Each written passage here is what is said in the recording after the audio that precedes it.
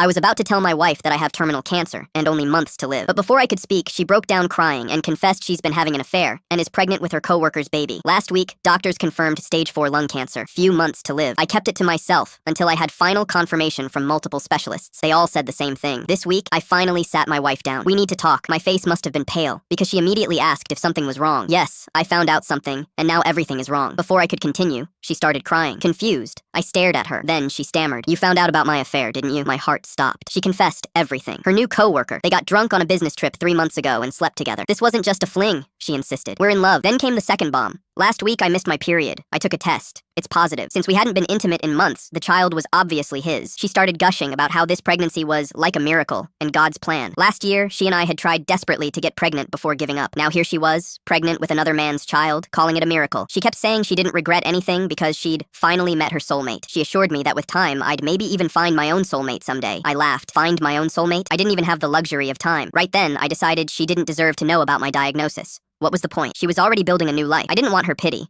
So I told her that since she was clear about her feelings, there was no point staying married. She nodded and volunteered to move out. She moved to the guest room and started packing. She never noticed the weight I'd lost, the dark circles, or how my body was weakening. I stalked her affair partner on social media. He's married to a gorgeous woman who's 5 months pregnant. I reached out to his wife on Facebook, telling her everything. She left me on read for hours. Then my ex-wife called, screaming that I had no right to interfere. The guy had planned to leave his wife after the baby was born, and I'd ruined everything. Later that night, his wife responded. She thanked me. She revealed she'd never wanted to become a mother, but he'd forced her to keep the baby. After getting pregnant and gaining weight, he constantly told her how turned off he was by her. That's when he met my wife. She wished she'd known sooner, but was grateful I told her. I hoped she'd take him to the cleaners. My ex-wife and I divorced quickly. Straightforward prenup, no children. She never asked for a penny, just wanted it done. I updated my will. Everything goes to my parents and sister. 2 months later, I told my family about my diagnosis. They were heartbroken, already devastated by the affair and divorce. Now this. Even my ex-wife's family reached out, apologizing for how their daughter treated me. They sent care packages and expressed disgust at what she'd done. My ex-wife found out. She left me a voicemail saying if she'd known about my diagnosis, she never would have moved on from our marriage. She blamed me for not telling her sooner, saying she's getting criticism from everyone for leaving a dying man, and I shouldn't have thrown her under the bus without a heads up. Not once did she apologize or ask how I was doing. I blocked her. The next day, she showed up at my house uninvited,